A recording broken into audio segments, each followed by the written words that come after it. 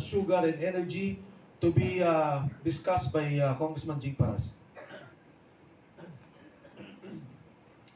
Before I go to that, mayroon po muna akong may nakaligtaan. Yung sinasabi nila, si Vice President gumasto, nilustay yung pera na 125 million galing sa pondo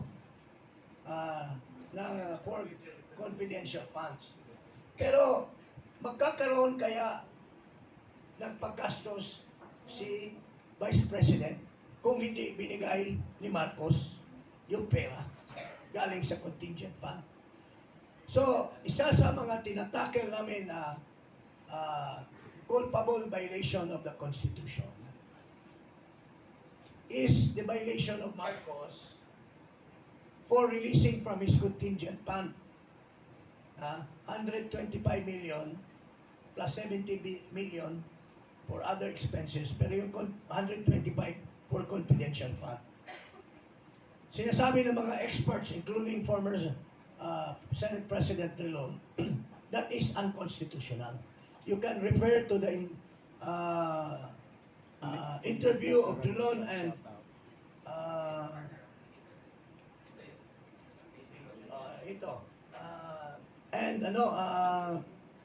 sino itong sa ABS?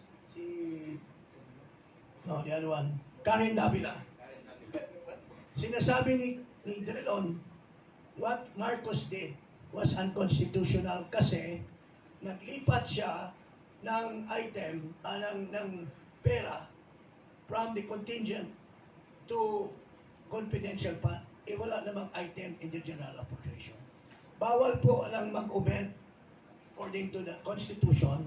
It's a violation of law to transfer fund when there is no item. You cannot augment unless savings. Ang contingent fund is not savings. Only savings can be used by the President. So, Marcos has violated. Bago nyo sampahan si Sara, si Marcos muna ang sinampahan namin. Kasi siya ang source ng pera na ginastos ni Sara Duterte. Second, graft and corruption. Matindi itong graft and corruption ni Marcos. Ito mismo. It was heard in Congress, si Undersecretary Panganiban was caught saying that it was Marcos who ordered the importation of 440,000 tons of sugar without a sugar order. Sabi niya, let's do it ourselves. Inamin po ito ni Panganiban.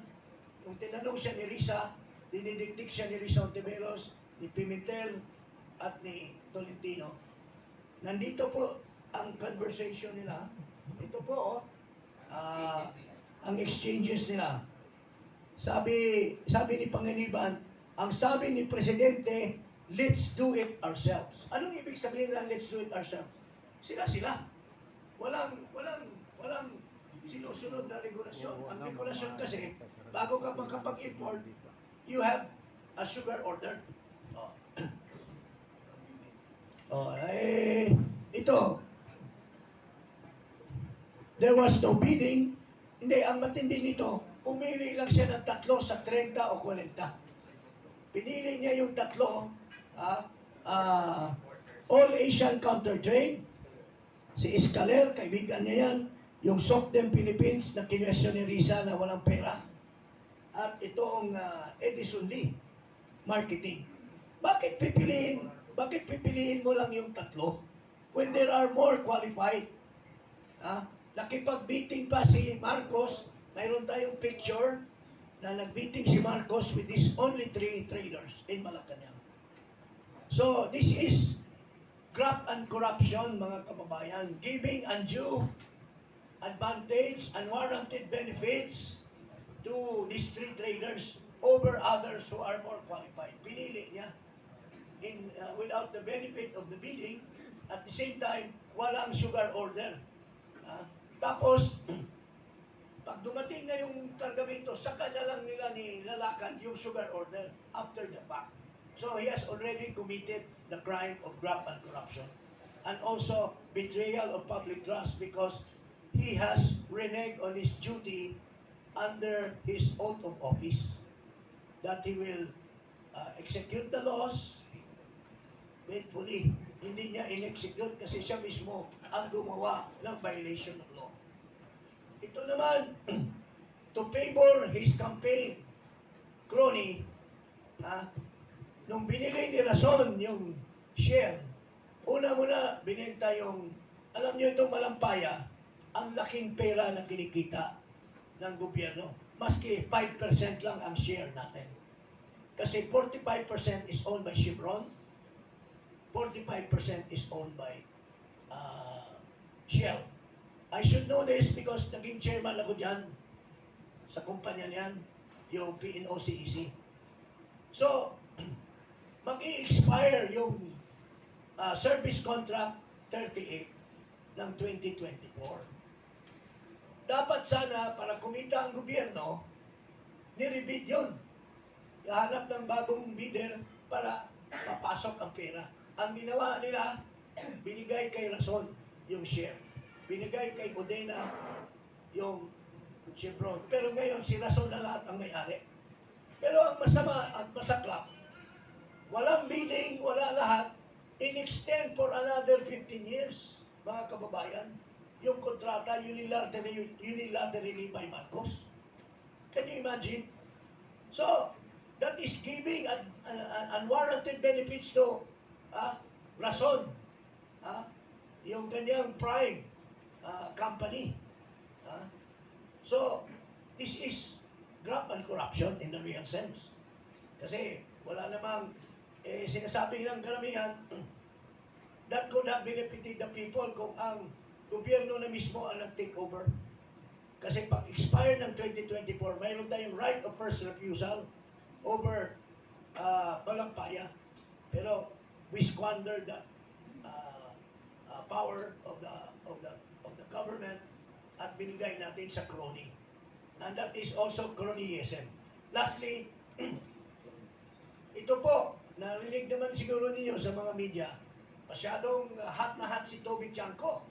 Sinasabi niya, nag-meeting kami ni Marcos, ni Romualdez, ako. I was surprised, bakit nakasama ko, dapat silang dalawa. Sinabi daw ni Marcos, Martin, sobra-sobra na ba yung maraming bahay sa Forbes? Sobra-sobra na ba yung maraming Ferrari at mga airplanes? Sobra na ba ang kain mo ng kabyar? Ito sabi niya, kayo ni Salde ko, sobra na kayo, kinukuha niyo lahat ng pondo. Alam mo Martin, wala akong natatanggap dyan. Diyan ko atin. Okay? So, presuming na wala siyang natatanggap, pero hindi tayo naniniwala, November 2024 pa niya sinasabi ito. Alam niya na nangurakot si Martin, nangurakot si Saldi. Wala siyang sinasabi. Wala siyang ginawa. Ikaw, Presidente, you have the duty to report to the NBI, to the Department of Justice, iimbestiga at ipatanggal niya ito. Bakit naghintay pa siya doon sa zona niya? At sa mahiya kayo. Dapat hindi na siya nagsabi mahiya kasi pinadekwat na sana niya si Martin. Pinadekwat na sana niya si Martin at saka si Saldi. So, that is obstruction of justice. He did not report a crime committed when he knew all along that Martin and Saldi were committing a crime. And this is also a betrayal of public trust.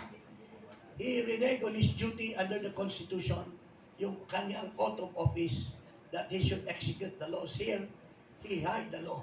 Tapos, recently, nagpa-interview siya. Tinanong siya, Sir, ano na bang sitwasyon kay Martin Romualdez? No, I didn't see any basis against Martin Romualdez. Nagsisinungaling na naman siya. Wala daw findings sa ICI. Alam na nga niya. Pinagalitan na nga niya dahil nagnakaw. Tapos ngayon sasabihin mo, kasi nungalingan. So, that's betrayal of public trust, mga